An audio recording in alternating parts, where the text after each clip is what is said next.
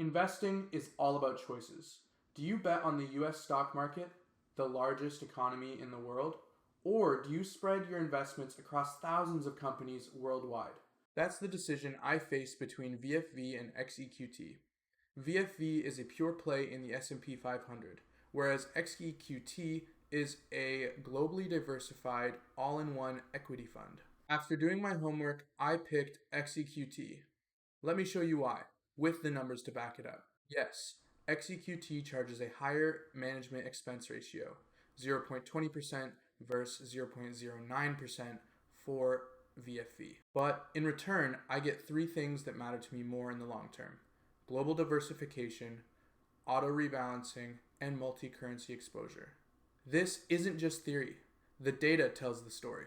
VFV holds 504 companies in the S&P 500. World-class firms, but only from one country, the US. XEQT, on the other hand, holds around 8,500 companies worldwide.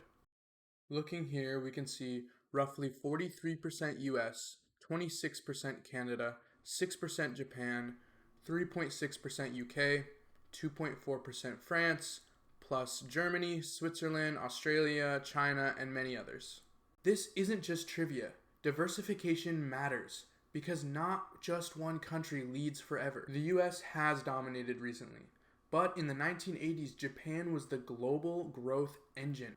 By owning XEQT, I don't have to guess who the next leader will be. Here's a risk most people overlook: concentration. In VFV, the top 10 stocks make up nearly 40% of the fund. Think Apple, Microsoft, Nvidia, Amazon. Amazing companies, sure, but there's still just a handful. If one of them stumbles, your portfolio stumbles hard. With XEQT, the top holdings aren't individual companies. They're entire ETFs tracking different regions. That means no single company can dominate my returns. I'd rather spread my risk across thousands of different companies than rely so heavily on the top 10. One of my favorite parts about XEQT is its simplicity. It's 100% equities, but spread globally and automatically rebalanced. That means when markets move, maybe the US outperforms for a while or Canada lags behind, XEQT moves back to target weights. If I had to build this myself, I'd have to manage 4 different ETFs and rebalance them every year. XEQT does this for me. This saves me time, trading costs, and the temptation to time the market. Currency risk is another thing that most people ignore. VFV is held entirely in US dollars, while priced in Canadian dollars. This means your returns depend not just on the S&P 500, but also on the exchange rate for US dollar versus Canadian dollar.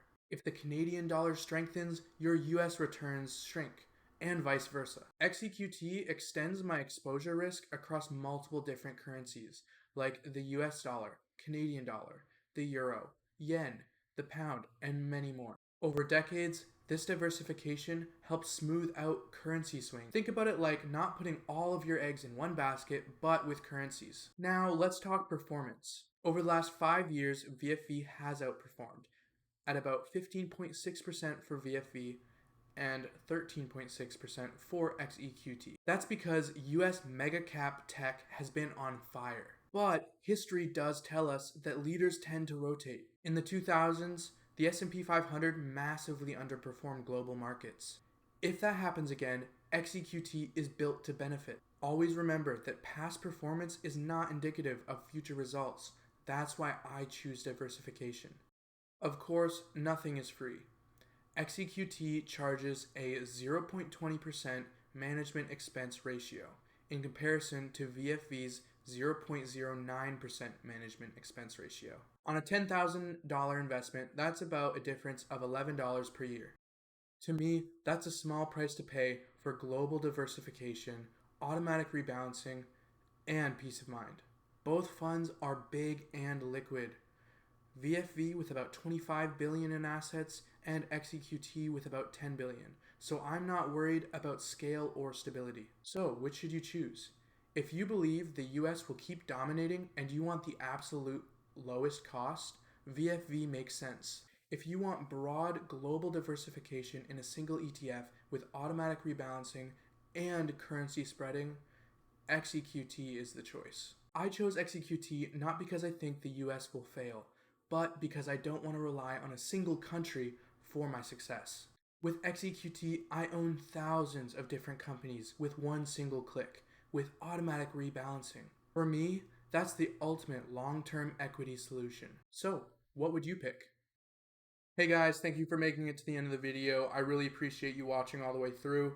I want to hear from you guys what you guys thought, and if you have any suggestions, leave it in the comments. If you have any questions, I'd love to answer. If you would like a longer, more in-depth analysis on why I picked XEQT over VFV, shoot a message in the comments. I hope you were able to get some value out of this video. Please remember that this is not financial advice. This is just what has worked best for me. Thank you guys so much for watching, and I'll see you guys in the next video.